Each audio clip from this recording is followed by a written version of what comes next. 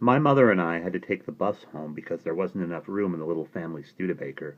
Alvin's wheelchair went into the trunk, though it was the old, unwieldy, uncollapsible type. The lid of the trunk had to be tied shut with heavy twine to accommodate it. His canvas overseas bag, with the artificial legs somewhere inside, was stuffed so full that Sandy was unable to lift it even with my help, and we had to drag it across the concourse floor and through the door to the street, where my father took charge, and he and Sandy laid it flat across the back seat. Practically doubled over at the waist, Sandy was perched atop the bag for the ride home. Alvin's crutches straddling his lap. The crutches' rubber cap capped tips protruded from one of the rear side windows, and my father tied his pocket handkerchief around the ends to warn off other drivers. My father and Alvin rode up front, and I was unhappily preparing to squeeze between them just to the right of the floor shift when my mother said she wanted my company on the ride home. What she wanted, it turned out, was to prevent me from having to witness any more of the misery. "It's okay," she said as we headed around the corner for the underpass where the line formed for the 14 bus. "It's perfectly natural to be upset. We all are." I denied being in any way upset, but found myself looking around the bus stop for somebody to follow. Easily a dozen different routes started out from this one Penn Station stop, and it happened that a Vailsburg bus bound for distant North Newark was taking on passengers at the very moment that my mother and I stood at the curbside of the underpass waiting for a 14 to show up. I spotted just the man to follow, a businessman with a briefcase who seemed to me, with my admittedly imperfect gaze of telling characteristics that Earl was so masterfully attuned to, not to be Jewish. Yet I could only look with longing as the bus door closed behind him and he rode off, without my spying on him from a nearby seat. Once we were alone together on the bus, my mother said, "Tell me what's bothering you." When I didn't reply, she began to explain Alvin's behavior at the train station. "Alvin is ashamed. He feels ashamed for us to be seeing him in a wheelchair. When he left, he was strong and independent. Now he wants to hide, and he wants to scream, and he wants to lash out, and it's terrible for him. And it's terrible, too, for a boy like you to have to see your big cousin like this. But that's all going to change just as soon as he understands that there's nothing about the way he looks or about what happened for him to be ashamed of. He's going to gain back the weight he lost, and he'll start to walk everywhere on his artificial leg, and he's going to look just as you remember him before he left for Canada. Does that help any? Does what I'm telling you reassure you at all?" "I don't need to be reassured," I said, but what I wanted to ask was, "His stump, what does he mean that it's broken down? Do I have to look at it? Will I ever have to touch it? Are they going to fix it?" On a Saturday, a couple of weeks earlier, I'd gone into the cellar with my mother and helped her empty the cartons full of Alvin's belongings, rescued by my father from the Wright Street room after Alvin had run off to join the Canadian Army. Everything washable my mother scrubbed on the washboard in the divided cellar tub, soaping in one sink, rinsing in the other, and then feeding a piece at a time into the wringer while I cranked the handle to force out the rinse water.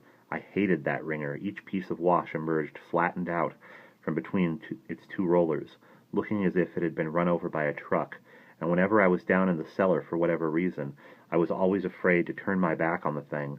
But now I steeled myself to drop each wet, deformed item of mangled laundry into the laundry basket and carry the basket upstairs so that my mother could dry everything on the backyard clothesline. I fed her the clothespins as she leaned from the window to hang out the wash, and while she stood in the kitchen after dinner that evening ironing the shirts and pajamas that I had just helped her reel in, I sat at the kitchen table folding Alvin's underwear and rolling each pair of socks into a ball, determined to make everything turn out right by being the best little boy imaginable.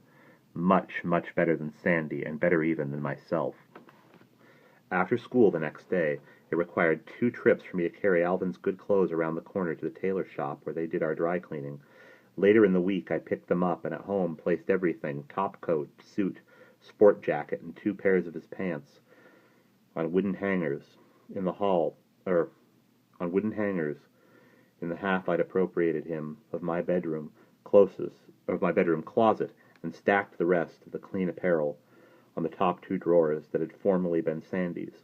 Since Alvin was going to be sleeping in our bedroom, to provide him with the easiest possible access to the bathroom, Sandy had already gotten himself ready to move to the sun parlor at the front of the flat by arranging his own belongings in the break front, in the dining room, beside the linen tablecloth and napkins. One evening a few days before Alvin's scheduled return, I shined his pair of brown shoes and his pair of black shoes, ignoring, as best I could, any uncertainty I had as to whether shining all four of them was still necessary. To make those shoes gleam, to get his good clothes clean, to neatly pile the dresser drawers with his freshly washed things, and all of it simply a prayer, an improvised prayer imploring the household gods to protect our humble 5 rooms and all they contained from the vengeful fury of the missing leg.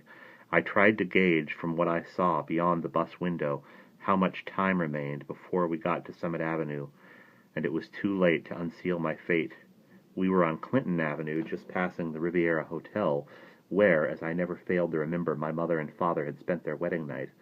We were clear of downtown about halfway home, and directly ahead was Temple B'nai Abraham, the great oval fortress built to serve the city's Jewish rich, and no less foreign to me than if it had been the Vatican. "I could move into your bed," my mother said, "if that's what's bothering you, for now, until everybody gets used to everybody else again. I could sleep in your bed next to Alvin's bed, and you could go in and sleep with Daddy in our bed. Would that be better?" I said that I'd rather sleep in my own bed. "What if Sandy moved back from the sun parlor to his bed," my mother suggested, "and Alvin slept in yours, and you sleep where Sandy was going to sleep, on the day bed in the sun parlor? Would you be lonely up at the front of the house, or is that what you really would prefer?" Would I prefer it? I'd have loved it. But how possibly could Sandy, who was now working for Lindbergh, share a room with someone who had lost his leg going to war against Lindbergh's Nazi friends?